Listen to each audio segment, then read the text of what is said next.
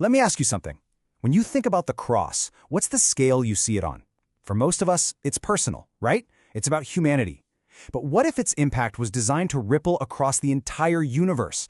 Well, today we're diving into a passage in the Bible that suggests exactly that, a reconciliation so huge it stretches from earth all the way to the heavens. Okay, so here's our game plan. We're going to start with a really interesting, kind of puzzling verse in Colossians.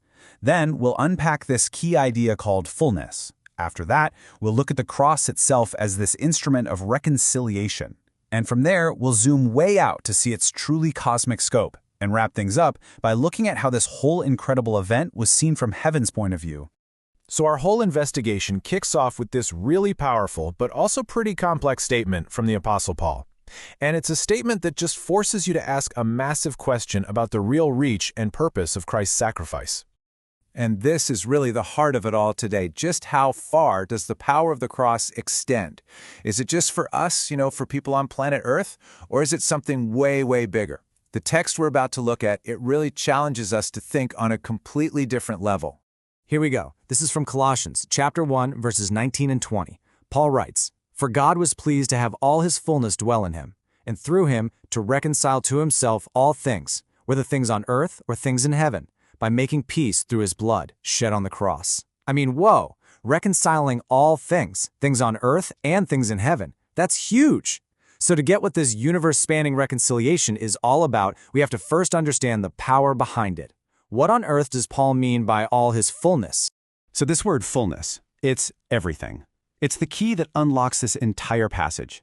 Before we can really get the action, which is reconciliation, we need to get the agent, the one who is filled with this incredible power. The original Greek word that Paul uses here is pleroma. Now, this doesn't just mean full, like a cup of coffee. No, this is the totality, the complete sum of all of God's divine power, his glory, all of his attributes, all of it living completely and perfectly inside the person of Jesus. It's the whole shebang. And the Apostle John gives us this beautiful parallel idea over in his gospel. In John chapter 1, verse 14, he describes Jesus as being full of grace and truth. He directly connects this fullness to the visible glory of God himself, who has now come to live among us. So just think about what this pleroma includes.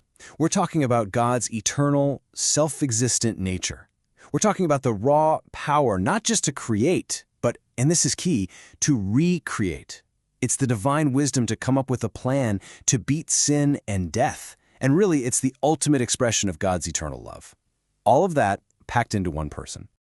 So, okay, with all this infinite power and wisdom available, what does God choose to use to bring about this massive reconciliation? The source material calls it the most unimaginable means possible. He chose the cross. And this is the great paradox of it all, isn't it? The cross was a Roman instrument of torture. It was meant for public humiliation, the ultimate symbol of shame. And yet, in God's hands, this horrific object gets completely transformed into the ultimate testimony of his love, not just for you and me, but for every single created being. I mean, we all know this verse, John 3:16. It's the core motivation, right? God's actions are driven by his love for the world. But now, based on what we saw in Colossians, we have to ask a really important question. What did the biblical writers actually mean when they used the word world? The answer might just be bigger than you think. And this is the moment where we have to pull the camera way, way back. We have to zoom out dramatically. We're shifting from thinking about this on a personal or even a planetary level to a universal one. This reconciliation in Colossians, it wasn't just for us. It was for the entire cosmos. You see, the Greek word that often gets translated as world is cosmos. And yeah, it can mean earth, but its much broader meaning is the entire ordered universe, all of creation, the heavens and every being in them. So when John 3:16 says God so loved the cosmos, well, the scale just completely explodes, doesn't it? Paul makes this point so brilliantly over in 1 Corinthians chapter 4.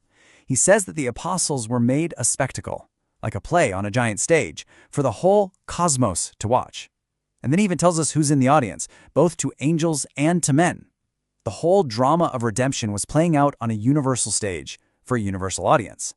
So if you've got this audience of angels watching everything unfold, what did they see? What was their take on the cross? Well, their reaction is probably not what you'd expect. It wasn't exactly immediate applause and celebration. The source material we're looking at says that heaven viewed the crucifixion with grief and amazement. Can you imagine? Even the angels at first didn't fully get what was going on or why it was necessary for the creator of the entire universe to die like that. So here's the crucial missing piece. According to the author Ellen G. White, the angels didn't originally understand the true nature of sin.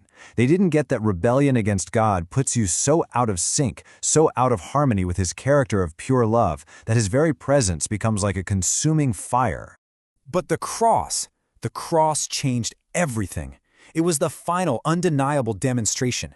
It revealed God's true character, that perfect, impossible blend of justice and mercy to all created beings. For the very first time, the entire universe could see exactly why sin was so destructive, but they could also see the incredible, self-sacrificing love of God. And then, and only then, could the angels finally look at that cross and rejoice. And Christ Himself, as He hung on that cross, He understood it all. He knew the cosmic implications of what it was doing. He was looking ahead, past His own agony, and He saw the universe being reconciled, He saw His Father's character being proven true for all to see, and He saw the final defeat of sin. And that's when He cried out, "It is finished." So we've seen how the cross isn't just a human event, it's a cosmic declaration. It's a message about God's character, His love, His justice, His mercy, broadcast to the entire universe for all time. So the question I'll leave you with is this.